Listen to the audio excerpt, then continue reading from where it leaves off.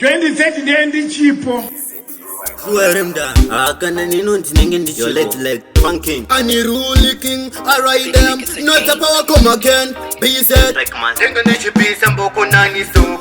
Ndovara tisaguti ndiripa top. I know this and don't pay zera job. I ride them. Your lumos. When did Ndinenge ndiriko pakudova nokona vane chipo chida mari liksi uya yandikupeu ndirikisa nfananize na chipo iya ndinenge ndichipo pakudova nokona vane chipo uchida mari liksi uya ndikupeu ndirikisa nfananize na chipo mboko nani stop ndovaratiza kuti ndiripa top anotisi ndopedzera chopu chopu sembudzi ndovasunga neropu ipapo ndinenge ndakura Ladies panda anenge atembera Wingiti anenge agwegura Wesombonyo ane eti anenge aparara Kwendite Ndinenge ndiriko Pakudova nokona vane chipo Chida mari liksi uya yandikupeu Ndirikisa nfananize na chipo Iya ndinenge ndichipo Pakudova nokona vane chipo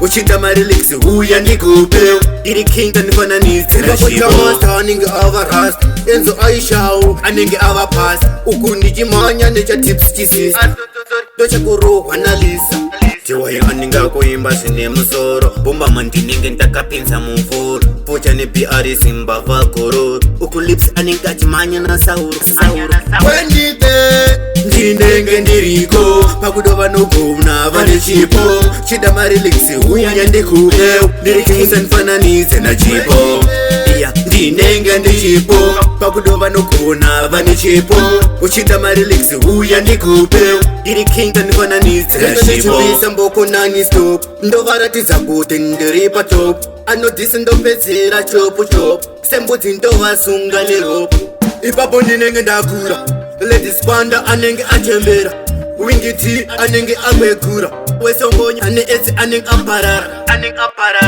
Kwendite Ndinenge ndiriko Pakudova nokona vane chipo Chida mari liksi uya yandikupeu Ndirikisa nfananize na chipo Iya ndinenge ndichipo Pakudova nokona vane chipo Uchida mari liksi uya ndikupeu Ndirikisa nfananize na chipo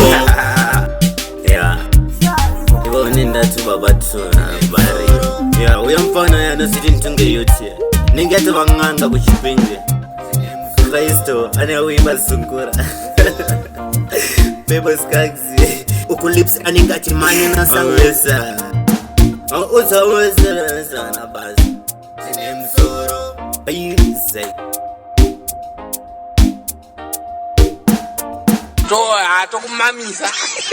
Tokumamisa. Tokumamisa.